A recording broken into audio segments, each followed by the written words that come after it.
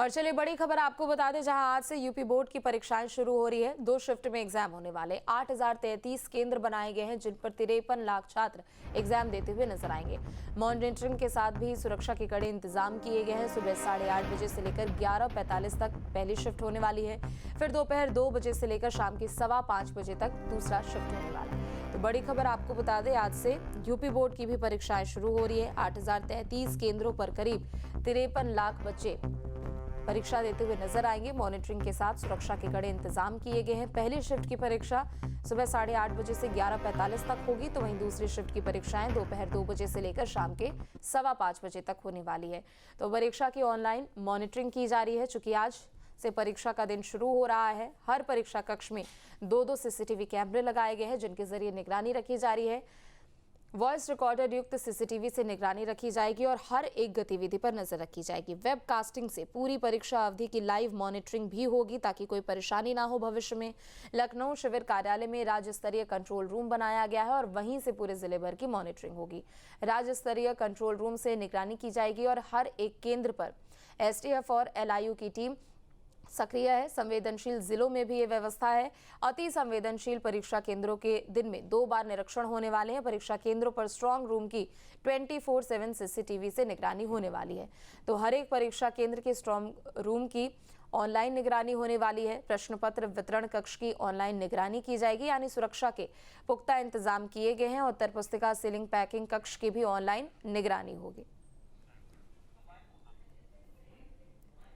तो किसी भी तरह की गड़बड़ी पर कठोर कार्रवाई होने वाली है। बड़ी खबर आपको बता दें, माध्यमिक शिक्षा परिषद यूपी बोर्ड से जुड़ी बड़ी खबर है। सोशल साइट्स पर वायरल किए जा रहे हैं कूट रचित प्रश्न पत्र। फर्जी प्रश्न पत्र को लेकर बोर्ड ने परीक्षार्थियों को अलर्ट भी कर दिया है। किसी भी तरह के भ्रम में न आने की बोर्ड ने अपील की है। फर्जी प्रश्न पत्र के खिलाफ साइबर सेल में शिकायत भी की गई है। तो देखिए, एक तरफ जहां यूपी बोर्ड की परीक्षाएं आज से शुरू हो रही है, तो दूसरी तरफ लोगों को किसी भी तरह के भ्रम में न आने की अपील की जा रही है। सोशल साइट्स पर सैंपल क्वेश्चन पेपर वायरल किए जा रहे हैं और ऐसा बताया जा रहा है कि ये असली क्वेश्चन पेपर है, लेकिन ये पूरे तरीके से फर्जी है। और बोर्ड के भी अधिकारियों ने लोगों से अपील की है कि सोशल मीडिया पर जो भ्रम फैलाया जा रहा है उसके झांसे में ना आए। और आलोक पांडे हमारे साथ जुड़ चुके हैं खबर पर और भी अधिक जानकारी के लिए। आलोक, देखिए, एक तरफ जहां यूपी बोर्ड की आज से परीक्षाएं शुरू हो रही है, तो ऐसे में किसी भी तरह का कोई भ्रम ना हो छात्रों के बीच में, उसको लेकर भी लोगों को अलर्ट कर दिया गया है। सैंपल क्वेश्चन पेपर है, लेकिन कहा जा रहा है कि भ्रम में ना आए, जो अपनी तैयारी है उसी के अनुसार परीक्षा दें।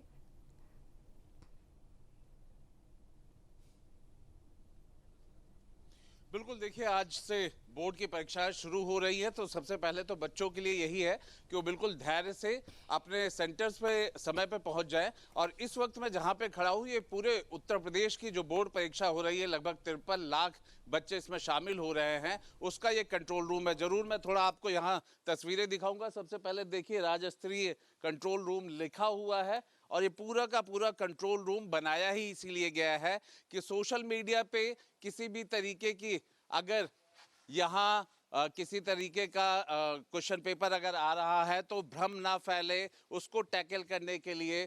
और दूसरा, ये सबसे बड़ी बात यह है कि 2 चरण में एग्जाम होगा। मॉर्निंग शिफ्ट है और आफ्टरनून शिफ्ट है। ये हम आपको दिखा रहे हैं। देखिए किस तरीके से नकल विहीन परीक्षा कराने के लिए। आप देखिए, अभी सुबह का टाइम है, 8 बजे से पहला शिफ्ट शुरू होगा, लेकिन वहाँ स्कूल के अंदर सीसीटीवी लगा हुआ है। हम सामने देख रहे हैं मैनपुरी मंडल है और उसका ये पूरा निरीक्षण किया जा रहा है। बगल में आप देखें फिरोजाबाद लिखा हुआ है और ये पूरा मंडल का सीसीटीवी से आ रहा है। तो सरकार की ये लगातार कोशिश रही है हर बोर्ड एग्जाम में एक तो नकल विहीन हो। लगभग 9000 के आसपास सेंटर्स बनाए गए हैं और इन सेंटर के साथ साथ हर जगह पे सीसीटीवी ऑडियो के साथ है कि वहां पे किसी भी तरीके की जो आवाज होगी, जो बातचीत होगी, उसको भी देखा जा सकता है।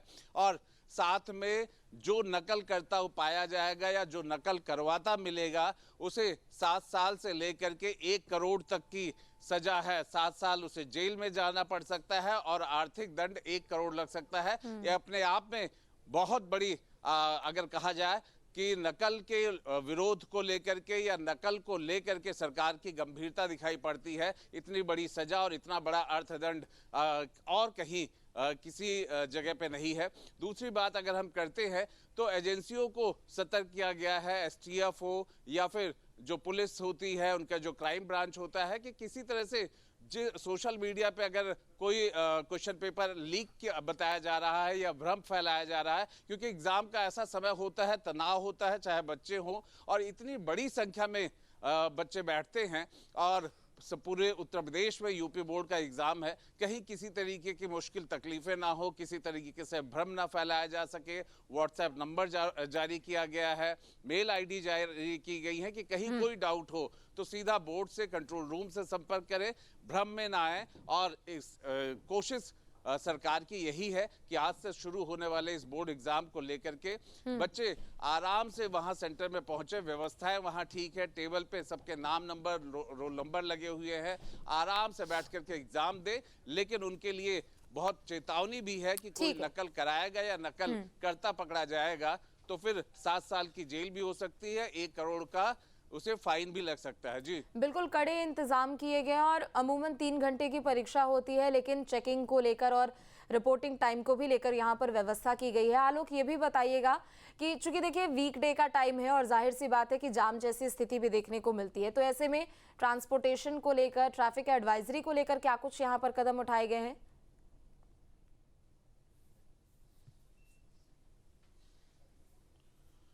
देखिए, चूंकि ये पूरा बोर्ड एग्जाम जो है उत्तर प्रदेश के सभी 75 जिलों में हो रहा है, जहाँ पे स्कूल है वहाँ पे हो रहा है, जो उनका रेगुलर स्कूल रहता है। सेंटर्स बना दिए गए हैं, लगभग 9000 के आसपास सेंटर हैं। तो ऐसे में अगर हम बात करें ट्रैफिक को लेकर के, कहीं कोई दिक्कत आनी नहीं चाहिए। और आमतौर पे यही पहले से ही बता दिया जाता है, जैसे पहला शिफ्ट जो है 8:30 बजे शुरू होगा, तो ये माना जाता है कि बच्चे जो है 8 बजे के करीब उस सेंटर में पहुंच जाएंगे। वहां पर वो अपने जो सीट अरेंजमेंट है उसको देख सकेंगे आराम से। पहले वहां वो अपनी सीट को जा करके बैठेंगे और वहां पे जो औपचारिकताएं हैं उनको पूरी करेंगे। तो एडवाइजरी सिर्फ इतनी है, और खास तौर पे स्टूडेंट्स को दे दी गई है कि वो समय पे आ जाएं सेंटर पे, ठीक एग्जाम से थोड़ा समय पहले या 5-10 मिनट पहले ना पहुंच करके वो आधे 1 घंटा पहले पहुंच जाए, जिससे उन्हें बाद में कोई दुविधा ना हो। और एडवाइजरी के तौर पे जहां कहीं पे भी बच्चे जा रहे होते हैं उन्हें प्राथमिकता दे दी जाती है, चाहे उनकी वैन हो, चाहे किसी तरीके का उनकी बस रहती है। ये जरूर सुनिश्चित किया जाता है। और सुनिश्चित इस बात को भी इस बार भी किया गया है कि किसी तरह से बच्चों को विशेष तौर पे दिक्कत ना हो। वो बच्चे जो कि एग्जाम देने आ रहे हैं उन्हें किसी और तरीके का तनाव नहीं होना पड़े, वहां पर बैठने की कोई दिक्कत ना हो। वहां अध्यापक रहेंगे उनकी मदद करने के लिए, गेट के बाहर से लेकर के अंदर तक, कमरे तक। और इस तरह से अगर हम देखें तो यूपी का जो बोर्ड का एग्जाम होता है वो माना जाता है संख्या के हिसाब से 53 लाख, मतलब दुनिया का सबसे बड़ा बोर्ड एग्जाम है। इसको कराना भी अपने आप में एक चुनौती होता है। और यूपी बोर्ड के यहाँ सरकार और साथ में निदेशालय की तरफ से जिस तरीके की व्यवस्था की जाती है, पूरा का पूरा, मैं फिर एक बार आपको दिखा दूं कि जिससे ये पूरा वॉर रूम बनाया जाता है। आलोक आपके पास तो देखिए आज से बोर्ड परीक्षाएं शुरू हो रही है, पेपर आता है हम लोग का। सर अच्छी तैयारी है हम लोग की। सर मेरा नाम गौरव कोटारिया है। बोर्ड की परीक्षाएं शुरू हो रही है और देखिए छात्रों की भी ओर से यहाँ आश्वस्त नजर आ रहे हैं छात्र की उनकी पूरी तैयारी है। आलोक, एक बार फिर से आपके पास आते हुए, देखिए पूरी साल भर की मेहनत का दिन है और सभी छात्र भी आश्वस्त है कि उनकी तैयारी भी बहुत अच्छी है, लेकिन दूसरी तरफ चूंकि सबसे बड़ा प्रदेश है और सबसे बड़ी परीक्षा भी है, सीबीएसई से ज्यादा छात्र यूपी बोर्ड में अपीयर हो रहे हैं।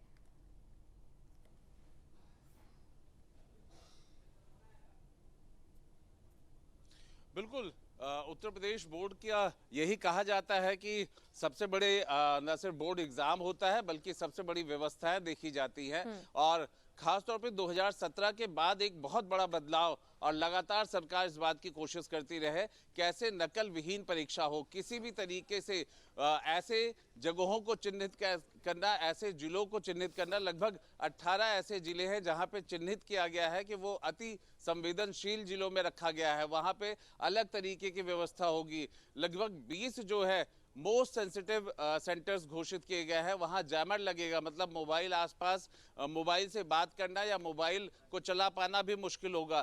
तो ये अपने आप में उत्तर प्रदेश सरकार की गंभीरता को दिखाता है कि नकल को लेकर के किसी कीमत पर कोई समझौता नहीं, और बाद में एक विशेष प्राविधान ला करके 1 करोड़ का अर्थदंड भी अगर नकल करते या करवाते पकड़े गए ऐसे लोगों को दिया जाएगा, और 7 साल की सजा का भी प्राविधान किया गया है। तो इससे हम अपने आप समझ सकते हैं कि एक तो सरकार बेहद गंभीर है, और ये पूरा का पूरा अगर कहा जाए कि 40 दिन से ज्यादा का जो समय होता है, ये अपने आप में सरकार के लिए भी चुनौती होता है। उसे सही ढंग से कराना, किसी तरीके की अफवाह न फैले, कोई नकल माफियाओं का गिरोह काम न करे, ये सारी चुनौतियां यूपी सरकार को रहती हैं। और यही वजह है कि सिर्फ सिविल पुलिस नहीं, बल्कि जो इंटेलिजेंस होता है कड़े उसके साथ इंतजाम साथ भी किए गए हैं परीक्षा केंद्रों में। लेकिन आलोक, ये भी बताइएगा, एक तरफ देखिए LIU की भी तैनाती है, STF की भी टीम यहाँ तक कि बोर्ड परीक्षा केंद्रों के बाहर है, लेकिन जो इन्विजिलेटर्स है, जो टीचर्स है, उनकी तैनाती किस तरीके से की गई है?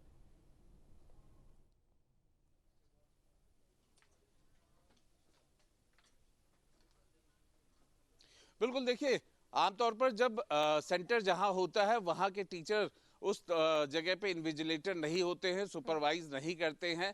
बाहर सेंटर भी बदला जाता है, साथ में इन्विजिलेटर्स भी बदले जाते हैं। किसी तरीके का जो स्कूल प्रबंधन है, चाहे गवर्नमेंट का हो या गवर्नमेंट एडेड हो, किसी तरह से जो सुपरवाइज करने आते हैं, इन्विजिलेटर्स आते हैं, उनका उनसे कोई संबंध नहीं होता है। तो सबसे बड़ी बात तो यही है कि जिससे किसी तरीके का कोई फेवर ना लिया जा सके, ना एडमिनिस्ट्रेशन इन्विजिलेटर से फेवर ले सके, और ना ही बच्चे इस बात को अफोर्ड करें कि वो कोई राहत कर ले पाएंगे। ठीक है, बहुत बहुत शुक्रिया आलोक आपका तमाम जानकारी अपडेट के लिए। और चलिए वक्त एक छोटे से ब्रेक का।